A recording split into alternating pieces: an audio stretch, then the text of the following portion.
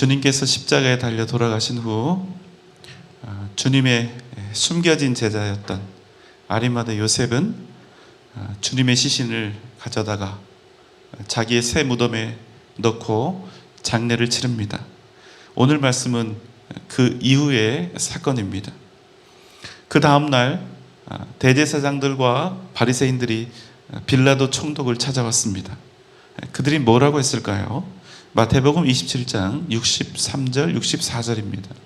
주여, 저 속이던 자가 살아있을 때 말하되 내가 사흘 후에 다시 살아나리라 한 것을 우리가 기억하노니 그러므로 명령하여 그 무덤을 사흘까지 굳게 지키게 하소서.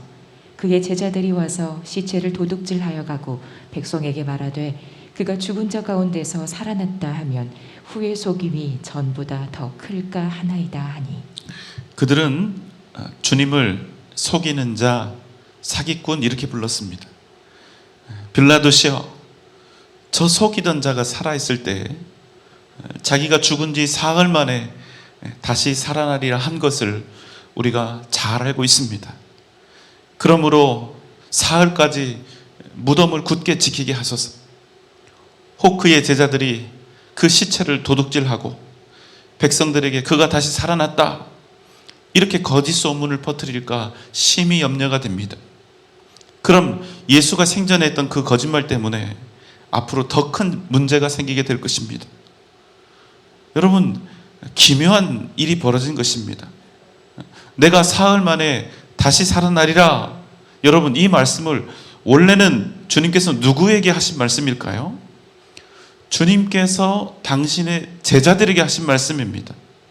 그런데 주님으로부터 이 부활의 예언을 직접 들었던 제자들은 지금 어떻게 되었습니까? 주님께서 잡히시던 그날에 십자가에 달리시기도 전에 다 절망하고 다 주님을 버리고 걸음아 나 살려라 하고 도망을 쳐버린 것입니다. 하지만 놀랍죠.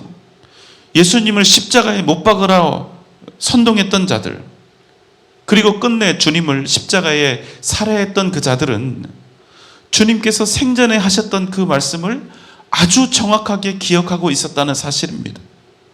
그래서 어떤 생각을 하게 된 것입니까? 예수의 무덤을 지켜야겠다. 꼭 지켜야 한다. 왜요? 오늘 말씀에서는 그 이유에 대해서 주님의 제자들이 시체를 도둑질하여 가고 백성들에게 예수가 부활하셨다 이렇게 거짓 증거를 할까봐 그들이 그랬다 이렇게 이야기를 하죠. 하지만 여러분, 더 중요한 이유가 있습니다. 무엇일까요? 만약 여러분 예수님께서 정말로 부활하신다면 예수님을 죽인 그 사람들은 도대체 어떻게 되냐는 거예요. 어떤 사람이 되는 것입니까?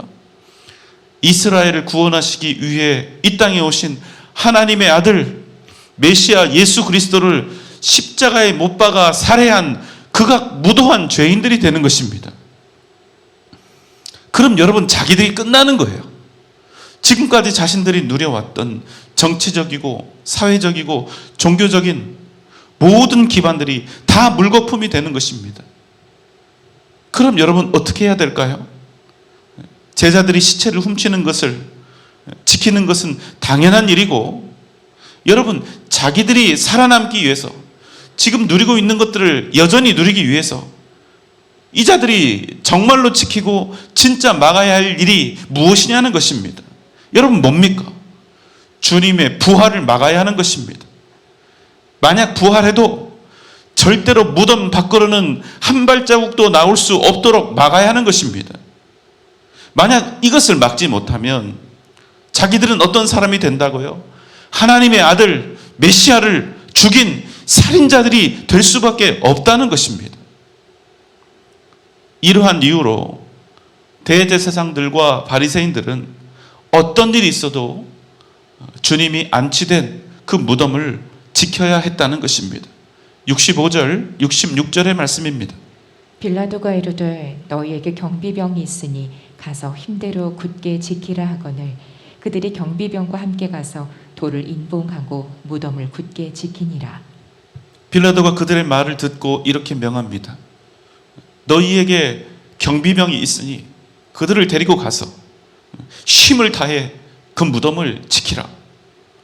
이에 그들이 경비병들과 함께, 군인들과 함께 가서 주님이 안치되어 있는 그 무덤을 큰 돌로 막고 그 무덤을 임봉했습니다. 여기서 임봉했다는 말은 큰 돌로 막은 그것으로 부족해서 그 돌들을 아주 튼튼한 밧줄로 꽁꽁 묶고 거기에 누구도 건드릴 수 없도록 도장을 찍었다는 것입니다.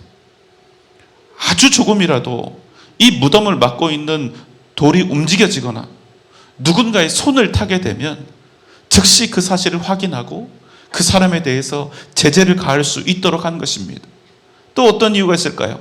사흘이 지나도록 무덤에서 아무 일도 일어나지 않았다는 그 사실에 대한 증거로 사람들에게 이 임봉한 것을 제시해서 예수는 절대로 메시아가 아니라 속이는 자고 사기꾼이다, 이것을 사람들에게 증명할 그런 속셈이었습니다. 군병들은 무덤을 굳게 지켰습니다. 그야말로 물샐 틈 없는 삼엄한 경비를 그 무덤 앞에서 행한 것입니다. 그리고 어느덧 시간이 흘렀습니다. 사흘이 지난 안식 후 첫날 새벽 미명에 막달라 마리아와 다른 마리아는 무덤을 향해서 달려갔습니다. 그런데 거기서 무엇을 보았을까요? 마태복음 28장 2절로 4절입니다. 큰 지진이 나며 주의 천사가 하늘로부터 내려와 돌을 굴려내고 그 위에 앉았는데 그 형상이 번개 같고 그 옷은 눈같이 희건을 지키던 자들이 그들을 무서워하며 떨며 죽은 사람과 같이 되었더라. 큰 지진이 일어났습니다. 그 형상이 번개 같고 그 입은 옷이 눈같이 흰 주님의 천사가 그 거대한 돌을 굴려내고 그 위에 앉아 있었던 것입니다. 여러분, 이 광경을 제일 먼저 본 사람들이 누구였을까요? 이 두 명의 마리아였을까요? 아니요, 그렇지 않아요. 무덤을 지키고 있던 군인들이 제일 먼저 봤습니다. 성경은 그들에 대해서 이렇게 묘사합니다. 무서워서 벌벌 떨며 죽은 사람과 같이 되었다. 무슨 말입니까? 주님의 부활, 그 놀라운 기적 앞에서 그들이 무덤을 지켜내기는커녕 그들이 할 수 있었던 유일한 행동은 무엇입니까? 무서워서 벌벌 떨면서 죽은 사람과 같이 되는 오직 한 가지였다는 사실입니다. 당시 로마법에 따르면 죄수가 탈옥하게 되면 그를 지키던 죄수들이 그 죄인들의 형벌을 대신 받아야 했습니다. 죄수가 탈옥하면 이 죄수를 지키던 군인들이 자신들의 생명을 대신해서 죽임을 당했습니다. 그래서 이 죄인들을 지키는 이 군인들은 자기의 생명을 걸고 죄수를 지켰습니다. 이 사람들도 마찬가지였겠죠. 그러나 여러분, 그럼에도 이미 무덤의 문은 어떻게 되었습니까? 무덤을 막고 있던 커다란 돌이 굴려져 있는 것입니다. 이미 굴려져 있는 거예요. 이미 빈 무덤이 되어 있었던 것입니다. 우리 주님 예수께서 부활하신 것입니다. 마태복음 28장 5절로 7절의 말씀입니다. 천사가 여자들에게 말하여 이르되 너희는 무서워하지 말라. 십자가에 못 박히신 예수를 너희가 찾는 줄을 내가 아노라. 그가 여기 계시지 않고 그가 말씀하시던 대로 살아나셨느니라. 와서 그가 누우셨던 곳을 보라. 또 빨리 가서 그의 제자들에게 이르되 그가 죽은 자 가운데서 살아나셨고 너희보다 먼저 갈릴리로 가시나니 거기서 너희가 배우리라 하라. 천사가 말했습니다. 그가 말씀하신 대로 죽은 자 가운데서 다시 살아나셨다.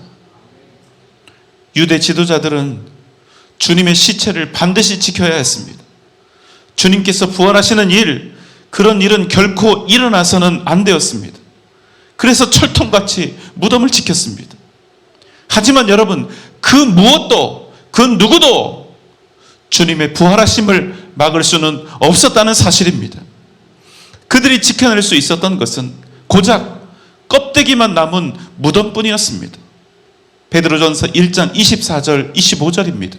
그러므로 모든 육체는 풀과 같고 그 모든 영광은 풀의 꽃과 같으니 풀은 마르고 꽃은 떨어지되 오직 주의 말씀은 세세토록 있도다. 성경은 우리에게 말씀합니다. 모든 육체는 풀과 같고 이 세상 모든 영광은 풀의 꽃과 같다는 것입니다. 그렇기에 풀과 같은 우리의 인생, 꽃과 같은 이 생의 부귀영화는 반드시 마르고 떨어진다는 사실을 잊지 말라는 것입니다. 하지만 뭐라고 얘기합니까? 영원한 것이 있다는 것입니다. 무엇입니까? 오직 주님의 말씀은 세세토록 영원하다, 반드시 이루어진다, 성취된다는 것입니다. 그래서 여러분, 정말 지혜로운 믿음의 사람은 세상을 기준으로 살지 않고 무덤을 지키는 삶을 살지 않고 오직 하나님의 말씀을 따라, 그 언약의 말씀, 그 약속을 따라 믿음으로 살아간다는 것입니다. 여러분, 우리가 죄인이기 때문에 우리도 가끔씩 무덤 지키는 삶을 삽니다. 나는 아니라고, 나는 무덤 지키는 그런 삶 사는 사람이 아니라고 이렇게 항변하고 싶겠지만, 우리가 죄인인 이상 우리에게 이런 일들이 가끔 일어납니다. 유대 지도자들은 진리가 아닌, 하나님의 말씀이 아닌, 주님이 하신 그 말씀이 아닌 무덤을 지켰습니다. 하나님의 뜻보다 자신들이 가진 부귀영화를 지켰던 것입니다. 예수 그리스도 메시아이신 그분을 죽이고 무덤에 설령 가두는 일이 있다 할지라도 자신들이 지금 가지고 있는, 누리고 있는 세상에 빛나는 명예와 부를 결코 포기할 수 없었던 것입니다. 무슨 말씀입니까? 그들에게는 진리가 중요했던 것이 아닙니다. 그들에게는 하나님의 말씀이, 주님의 말씀이 중요했던 것이 아니라 오직 자신들의 안위와 영화를 지키는 일이 더 중요했다는 것입니다. 자신들의 욕심을 채우고 자신의 계획과 바람을 이루는 일이 하나님의 뜻이 이루어지는 일보다 더욱더 중요했다는 것입니다. 구약 시대를 통해서 메시아 대망 사상을 가지고 그렇게 수백 년 동안 기다려왔던 메시아이지만 자신들의 욕심 앞에서는 그 메시아도 필요 없었던 것입니다. 하나님의 영광을 위해서가 아닌 자신들의 영광을 위해서 그들은 주님을 죽였고 주님의 무덤을 지켰다는 것입니다. 총신대학교에서 몸담고 계셨던 고 박윤선 교수님이 있습니다. 그분이 생전에 이런 말씀을 하셨습니다. 한국 교회가 가장 두려워해야 할 것은 부흥이 안 되는 것이 아니라 하나님의 뜻을 조차 행하다가 문 닫는 교회가 없다는 현실이다. 주님을 위해서 오직 하나님의 뜻대로 행하다가 이 땅에서 기꺼이 부끄러움을 당하고 기꺼이 손가락질을 당하고 기꺼이 문 닫기로 작정한 교회가 없다는 사실이 우리 믿음의 사람들이, 우리의 교회가 가장 두려워해야 할 일이라는 것입니다. 여러분, 과연 이 땅을 살아가면서 우리가 진정 지켜야 할 것은 무엇입니까? 세상으로부터 좋은 평판 듣는 그런 교회가 되는 것입니까? 내가 이미 가지고 있는, 또 앞으로 얻고 싶은 세상의 돈과 명예를 지켜가야 하는 것입니까? 아니요, 그렇지 않다는 것입니다. 그러면 안 된다는 거예요. 여러분, 우리 인생에는 두 가지 길이 있습니다. 내가 가진 내 세상을 지킬 것인가? 아니면 그 모든 것들을 다 잃는다 하여도 예수 그리스도 그 믿음을 지킬 것인가? 그 이름을 지킬 것인가?